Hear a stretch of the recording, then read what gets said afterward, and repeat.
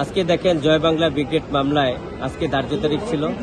সেখানে প্রাক্তন প্রধানমন্ত্রী শেখ হাসিনা সহ 286 জন এই মামলায় অন্তর্ভুক্ত ছিল। সেই মামলায় আজকে বিশেষ করে আজকে ধার্য তারিখ এবং সেই তারিখে চার্জ গঠনের জন্য বিজ্ঞ আদালত বলেছিলেন, কিন্তু আমরা টাইম পিটিশন দিয়েছিলাম, কিন্তু টাইম পিটিশন নামঞ্জুর করেছেন এবং বিজ্ঞ আদালতে আমরা ডিসচার্জ পিটিশনের শুনানি করেছি এবং জামিন শুনানি করেছি এবং বিজ্ঞ আদালতকে আমরা এটা বলেছি যে মামলার ঘটনাটি হচ্ছে জুম মিটিং, সাইবার অ্যাক্ট এবং ফেসবুক, কিন্তু আমাকে মামলা দিয়েছেন দণ্ডবিধি আইনে, যা সম্পূর্ণভাবে আইনের শাসনের পরিপন্থী।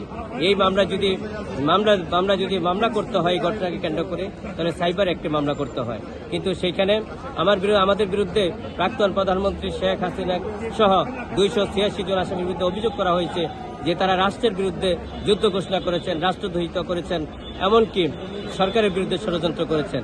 আমি ষড়যন্ত্র কোথায় করলাম এবং রাষ্ট্রদ্রোহিতার কি অভিযোগ করলাম এবং রাষ্ট্রের বিবেক কি যুদ্ধ ঘোষণা করলাম, সেইভাবে সুনির্দিষ্ট কোনো কারণ বিজ্ঞ আদালতে দাখিল করতে পারে নাই। যেই দল আওয়ামী লীগের নেতৃত্বে দেশের স্বাধীনতা এলো, 30 লক্ষ শহীদের রক্ত এবং 2 লক্ষ মা বোনের আত্মত্যাগের বিনিময়ে আমরা বাংলাদেশ পেলাম, যেই দল আওয়ামী লীগের নেতৃত্বে বিশেষ করে প্রাক্তন প্রধানমন্ত্রী জননেত্রী শেখ হাসিনার বাবা বঙ্গবন্ধু শেখ মুজিবুর রহমানের নেতৃত্বে সেই দেশটা আমরা স্বাধীনতা পেলাম। যেই দলের নেতৃত্বে স্বাধীনতা এলো, সেই দলের নেতাকর্মীরা রাষ্ট্রের বিরুদ্ধে যুদ্ধ ঘোষণা করতে পারে না এবং রাষ্ট্রের বিরুদ্ধে ষড়যন্ত্র করতে পারে না এবং বিশেষ করে সরকারের বিরুদ্ধে ষড়যন্ত্র করতে পারে না। সম্পূর্ণভাবে মিথ্যা এবং ভিত্তিহীনভাবে এই অভিযোগ করা হয়েছে।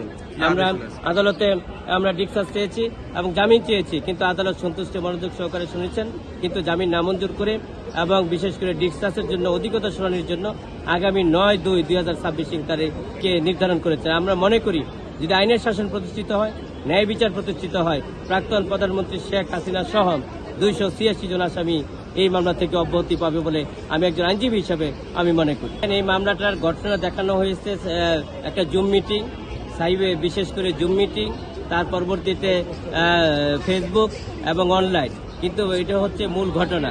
কিন্তু মামলাটা দায়ের করা হয়েছে দণ্ডবিধি আইনে, যা সম্পূর্ণভাবে আইনের শাসনের পরিপন্থী এবং ন্যায় বিচারের পরিপন্থী। প্রাক্তন প্রধানমন্ত্রী শেখ হাসিনা সহ 286 জন আসামির বিরুদ্ধে অভিযোগ হয়েছে যে তারা রাষ্ট্রের বিরুদ্ধে যুদ্ধ ঘোষণা করেছেন, ষড়যন্ত্র করেছেন এবং সরকারের বিরুদ্ধে ষড়যন্ত্র করেছেন, যা সম্পূর্ণভাবে মিথ্যা এবং ভিত্তিহীন। যেই দলের নেতৃত্বে স্বাধীনতা এলো, 30 লক্ষ শহীদের রক্ত এবং 2 লক্ষ মা বোনের আত্মত্যাগের বিনিময়ে স্বাধীনতা পেলাম, সেই দলের নেতা কর্মীরা এবং সেই দলের প্রাক্তন প্রধানমন্ত্রী শেখ হাসিনা দেশের বিরুদ্ধে যুদ্ধ ঘোষণা করতে পারেন না।